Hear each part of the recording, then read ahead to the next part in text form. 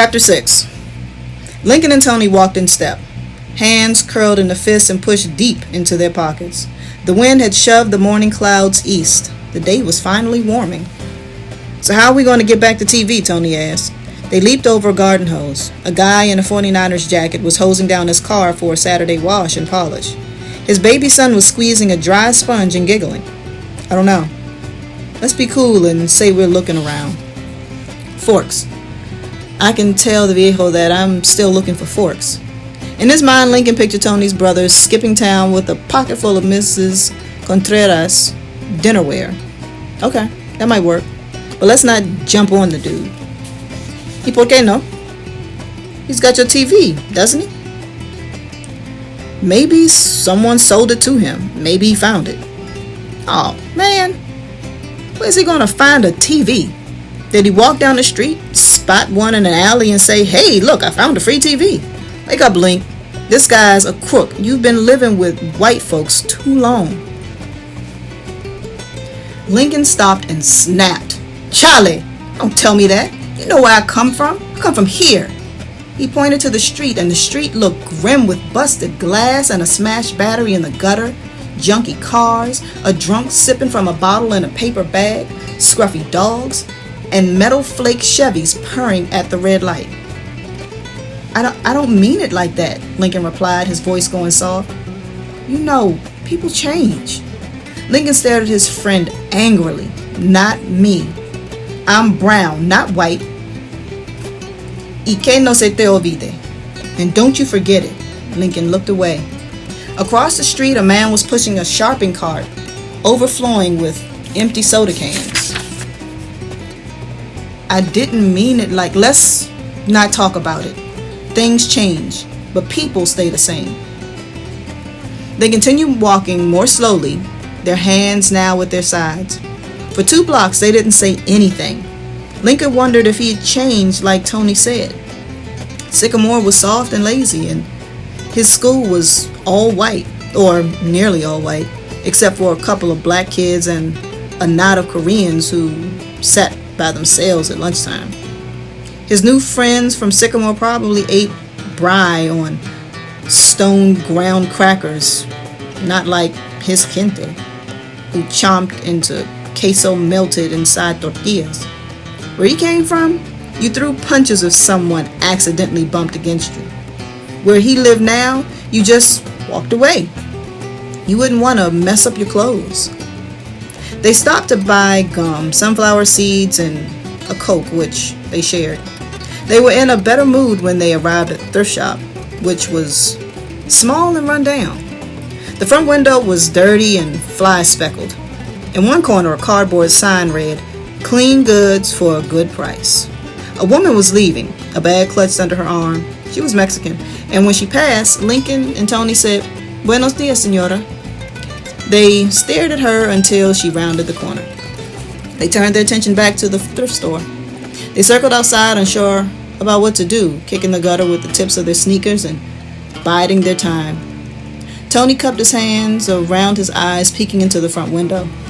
The owner was in his lazy boy recliner, seemingly asleep. Tony turned to Lincoln, who was leaning against a parked car, and suggested, "Let's just go in and look around. It's no crime." "Esperate." Tony shrugged his shoulders and looked down at the sidewalk where a dime gleamed. He bent down and picked it up, turning it over and scratching off the beard of grime that hung on Roosevelt's face. "Here, Link. Here's part of what I owe you on our bet." He held up the dime and grinned. "Keep it. I want my money in full. Crisp dollars, not chump change you find on the ground." "Only kidding. I got the money at home." Tony flipped a coin and slapped it between his palms. "What do you say? Heads or tails?" Lincoln thought a moment and said heads. Tony peeked between the sandwich of his palms, and a slow grin broke out across his face. "Sorry, Charlie. It's tails."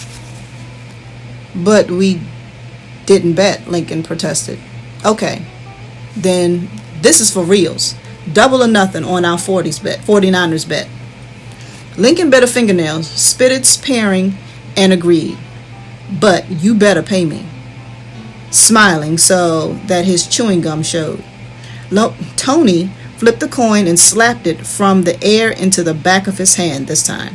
What do you say? Heads. Lincoln and Tony peeked full of anticipation. It was heads. Tony jumped back and hollered, "Charlie, you got me!" $4, Lincoln said, rubbing his palms together. Tony turned away, grumbling. He looked back into the thrift store where the old man still slept in the recliner. Tony stepped back and admired his reflection in the window, slicking down his hair. He smiled, and his teeth, which were as large as guitar picks, glowed white against his brown face. Lincoln pushed himself off the car's fender. "Let's get it done. But don't jump on the dude." Lincoln really didn't care about the TV, but he was still upset about someone breaking into his house. If that hadn't happened, perhaps they would still be living in this old neighborhood.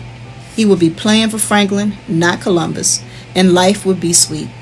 He would still be with Vicky, and Flacco would never have gotten hit by a motorcycle. A tiny bell honked on the door, jingling as they entered. A yellow canary beats his wings in a cage and squawked. The old man, running a pink tongue over his whiskered upper lip, slowly turned his large head toward them. His eyes were watering. His teeth were stained and broken like jagged pieces of pottery. He wore a pair of gardening gloves splotched with white paint. "May I help you?" the man asked as he pushed himself up from the recliner and sneezed. A gust from the opening and closing of the door hit him. "It's cold in here," he remarked. The store smelled of shoe polish and old coats, turpentine, dust and mothballs. A calendar showing a New England waterfall scene was nailed to the wall. Its pages were yellow and curling. "Forks," Tony responded. "What?" the man asked. He touched his ear with a gloved finger. "My hearing's gone. What's that?" "Mi hermano took off with the forks, man," Tony snapped. "How come you can't hear?" Lincoln made a face at Tony and whispered, "Cut it out." He turned slowly to the man who was now walking up an aisle to the cash register. "We're just looking around, sir." With a shove of his good foot, Lincoln pushed the box of rain-warped National Geographics out of his way. Tony started to look around. He pulled on the chain of a lamp. "Don't work," he muttered. He pounded on a black typewriter and the gummed-up keys stuck as they rose up in surrender. "Don't work," he said again. He held up a Hawaiian shirt. Whoever wore this was a fat dude. Un gordo. Tony cocked a derby on his head and smiled into a mirror. "And check out this hat. Gramps must have worn this before you and me were born, Link." Lincoln told Tony to cut it out. "This is a kick, hombre." Tony sounded off. "Aliviante, lighten up. Hey, look at these boxer shorts." Lincoln ignored Tony, who was holding up a pair of candy cane striped boxers. Instead, he maneuvered around broken furniture to the TV. Tony tossed the boxers away and followed Lincoln, who tried the on and off button and played with the rabbit ear antenna. He examined the crayon marks, an arc of rainbow colors, on the side of the television. He remembered that day clearly. He had been bored from 3 days of rain and without thinking used a pack of 48 Crayolas to make the television pretty. Or so he later argued to his mother, and she spanked him from one room to the next. They looked at one another. "¿Qué te dije?" Tony said. "What did I tell you?" "See, it's ours," Lincoln sighed. He snapped his chewing gum and looked at the old man. "¿Qué piensas que debemos hacer?" "What should we do?" "Jack 'em up. Tell old guy this is yours." They turned around. The old man was stirring a teaspoon of instant coffee into a Disneyland mug. His gloves were off, and Lincoln could see that his hands were purple and shaking, the skin paper thin. The old man looked up, and with an index finger he wiped a teary eye. He looked sick. "Tony, how do you think he could have stole the TV?" "Aquí la tiene, no? It's here, ain't it?" "See, it's here, Do you think he sneaks around during the day looking for houses to rip off? Come on, man. The dude's sick. Link, ¿cómo lo sabes? How do you know? Lincoln watched the old man sip his coffee through a puckered clot of whiskers. He got the TV somehow, but I don't want to know how. He walked away from Tony and picked up 2 mismatched salt shakers. He pounded their bottoms and a few grains rained onto the floor. I know how, Tony said. He turned around and snapped, "Hey, senor, where did you get the TV? It ain't yours." The old man touched his ear. "What?" "I said, where did you get the TV?" "You want the shakers?" "No, man, get the wax out. I'm talking about the TV." Lincoln pulled on Tony's sleeve hard. "Leave him alone, I told you. I said I don't care about the TV or nothing." Tony sneered at Lincoln and said, "Getting soft, Link, just 'cause you live with white people." Lincoln wanted to punch Tony, but instead, he walked to the door. His hands doubled up in a fist. He was mad at everything and everyone. His mom's new business, the dullness of his new neighborhood, Franklin, Columbus, and now even his carnal, Tony. Lincoln had been taught that he should always treat other people with respect, even if they were wrong. And he didn't believe that the old man had stolen the TV. The guy could barely get out of his lazy boy. How could he lift a TV onto his shoulder and saunter, whistling, out of a house in broad daylight? He probably picked it up for a couple of dollars at a yard sale. Lincoln yanked open the door, scarring up a loud noise from the bell, and started up the street. Tony followed, shouting, "Escúchame, Link, listen up. I know the guy is on the take, I know." Without as much as a back off tanto, "Before I smack you one," Lincoln waved Tony off and didn't look back. He kept walking and walking until Tony's footsteps faded and he was far from the thrift shop, far from Tony's house, and miles from his own house in Sycamore. He walked so far that he once again was standing in front of Franklin, hands deep in his lint-flecked pocket as he stared at the school, full of sadness. He had gone there for 2 years, had fights there, played games there, found his first girl there. The teachers, tough from teaching inner-city kids, were the best. When they slapped you with the tension, you knew it was for your own good. He breathed in the years gone by and climbed the fence in 3 grunting moves.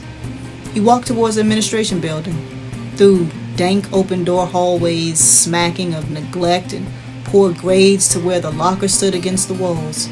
He walked over to his old locker. It was scratched with initials, phone numbers, and lopsided hearts. He tried the combination 3717.